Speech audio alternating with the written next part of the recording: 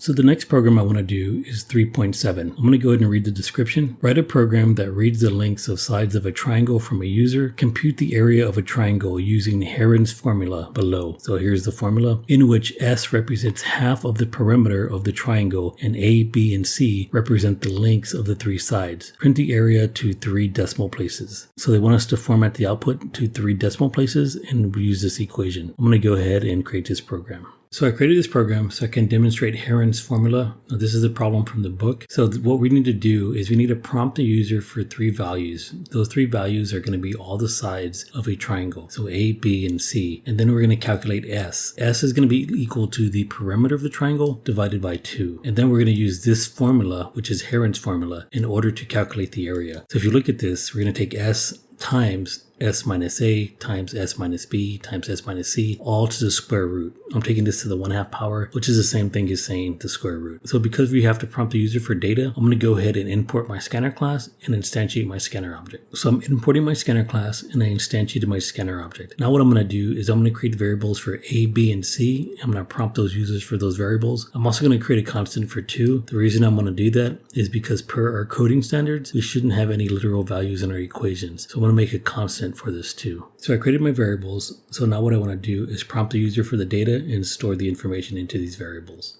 So I created my prompt for the user and I'm storing the data that the user enters into these variables. I went ahead and made this main prompt. I told the user to enter the 3 sides of a triangle and then I'm prompting them for each one. Now the reason why I did this is this provides more detailed instruction on what this program is actually doing. So this is what we call improving our usability. So when the user runs this program, he's not confused on what exactly he's entering. So we give him some additional information that what he's entering is for the 3 sides of a triangle. So the next thing I want to do is I want to go ahead and compute my S value. So I'm going to make a variable for S and then I'm going to compute that value. So I calculated my value of S, and the value of S is simply just the perimeter of the triangle divided by 2. My S divisor is set to 2. Now the reason why I didn't use a 2 here is because that violates my coding standard where I have a literal value inside of an equation. So I went ahead and made this a constant. So the next thing I want to do is calculate my area using Heron's formula. Now Heron's formula is taking the square root of S times S minus A times S minus B times S minus C. So I went ahead and calculated the area using Heron's formula. So Heron's formula is the square root of S times S minus A times S minus B times S minus C. Now math.square root returns a double. So I did have to declare area as a double. So I created this variable up here and then I'm printing out the area right here. I'm going to go ahead and compile and run this program. I'm going to enter in values for 3 sides of a triangle and here are my results. Now one thing I didn't do is we're supposed to take this to 3 decimal places. So I only have 2 decimal places here, but the instructions from the book said it wants it to 3. So I'm going to go ahead and run this program again. I'm going to use numbers with more fractions on it. So here's the values that I entered and here's my result. As you can see, I'm getting more than 3 decimal places. So I'm going to go ahead and correct that. There's 2 ways I can correct this. I can use printf and then format to 3 decimal places using printf, or I can use a decimal format class. I'm going to opt to use a decimal format class because that's something we learned in chapter 3. So I'm going to go ahead and import the decimal format class, instantiate an object of the decimal format, specify a pattern, and then apply that pattern. All right, so I updated my code to use the decimal format. So the one thing I had to do is import my decimal format class. Then I instantiated an object of decimal format and I used this pattern. Now I'm using 3 zeros. So this means if I only have 1 digit after my decimal point, I'm going to use 00 in order to make it 3. Now if I have more than 3 digits after my decimal point, then this format is going to force it to be 3. Then in my output, I went ahead and used my decimal format object and I invoked the format method and I passed in the area. I'm going to go ahead and compile and run this program. So these are the values that I entered for my triangle and this is the result that I got. And notice how this is to 3 decimal places. Now we're not actually done. So one of the things that I've told you earlier in previous lectures is that you should always test your equation against Google to verify that you're actually getting the correct results. I entered these values in, but I don't actually know if this is the correct area for these values. So what I want to do is use these same values and put them into a Google calculator and see if I get the same area. So I Googled Heron's formula and I came to this website. It's allowing me to enter my 3 sides. So I'm using the same values that I plugged into my program. I'm going to go ahead and calculate this area. And here's the result of the calculation. My area was 18.829, which is very similar to what they got here. I took mine to 3 decimal places. They went past 3 decimal places. So it looks like my calculation is working. And here's my results. Another check I want to do is I want to verify that I'm still getting 3 decimal places when I have less than 3 digits after the decimal point. So I'm going to rerun this program. And the values that I entered are 3, 4, and 5. And I got 6.0. And notice how it put 3 zeros after the decimal point. And I went ahead ahead and did a sanity check on my values. So I came back to this website and entered a 3, a 4, and a 5, and you can see that I got 6.